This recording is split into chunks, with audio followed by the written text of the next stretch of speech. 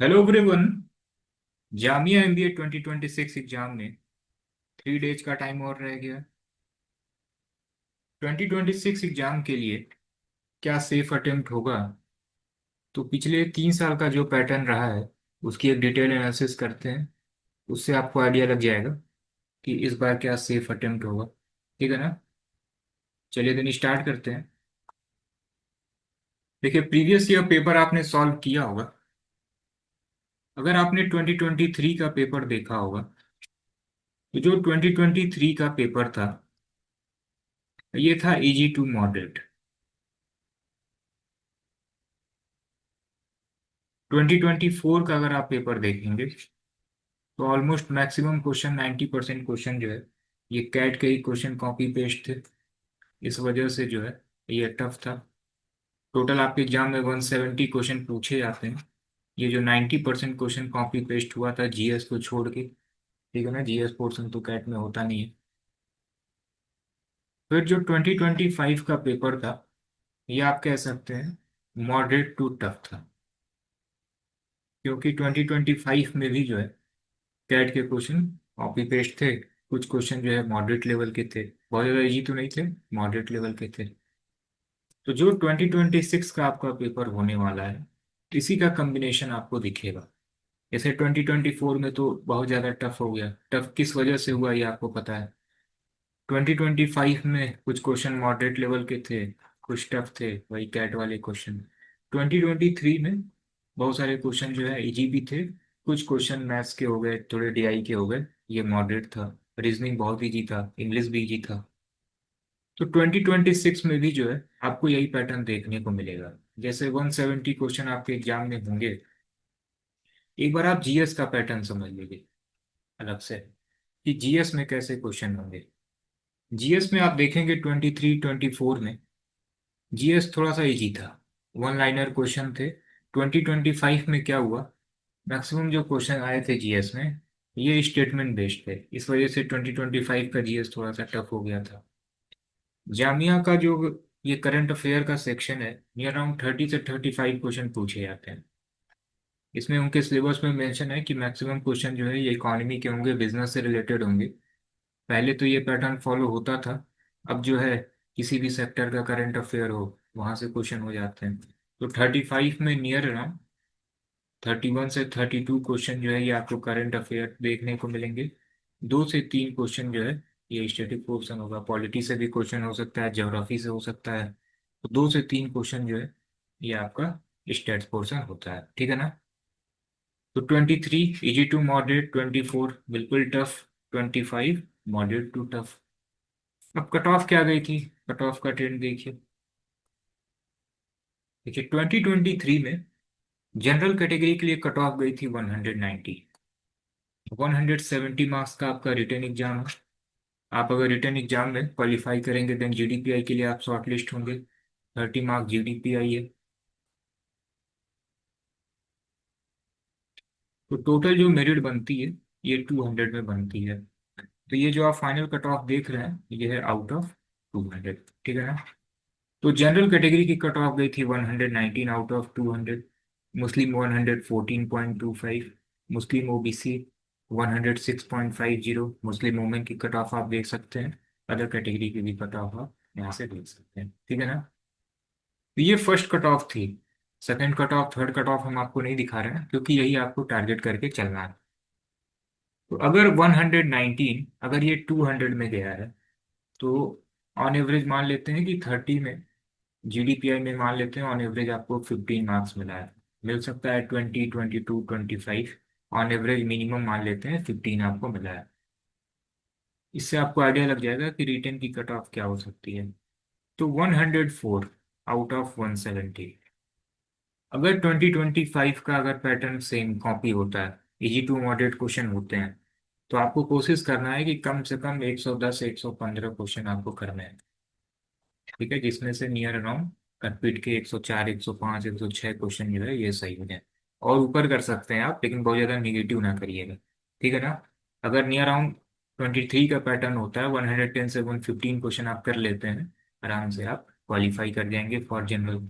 इसी तरीके से अदर कैटेगरी में भी जो है आप 15 मार्क्स माइनस कर सकते हैं। इससे आपको आइडिया लग जाएगा कि कितने नंबर आपको लाने हैं। ठीक है ना। तो 2023 का पेपर आप देखिए, आपने देखा भी होगा, सॉल्व भी कर लिया होगा।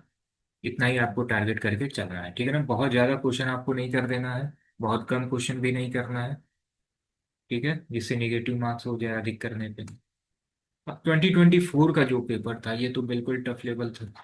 कैट के ही क्वेश्चन सब कॉपी पेस्ट थे, 2016 के क्वेश्चन, 17 के क्वेश्चन, 18 के क्वेश्चन। उसके बाद भी जो कट ऑफ गई थी जनरल की, ये गई थी 82 आउट ऑफ 200।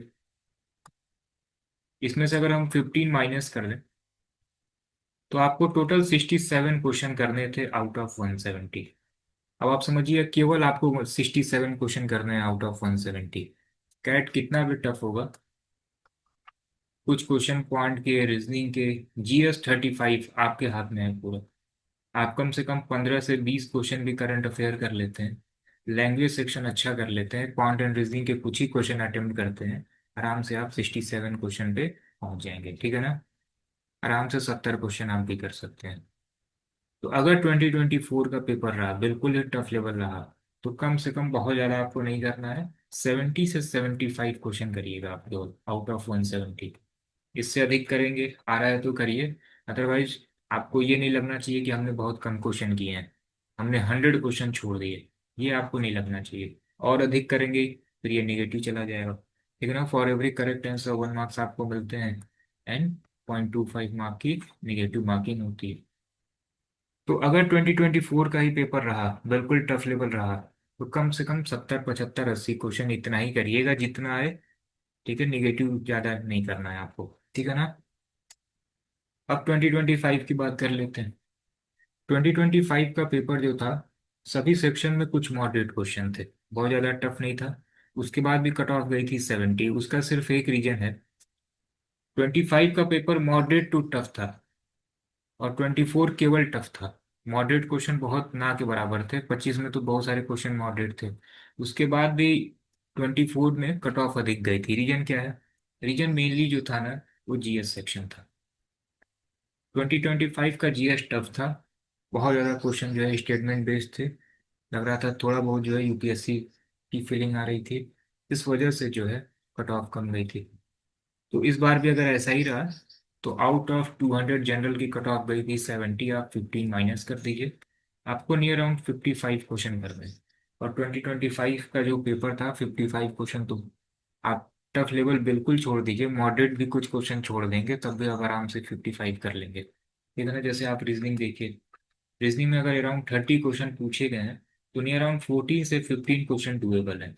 2 से 3 क्वेश्चन नंबर सीरीज का था, कुछ फिगर वाले क्वेश्चन थे, सिलॉग के 2 क्वेश्चन थे। तो बहुत आसानी से जो है ये किए जा सकते हैं।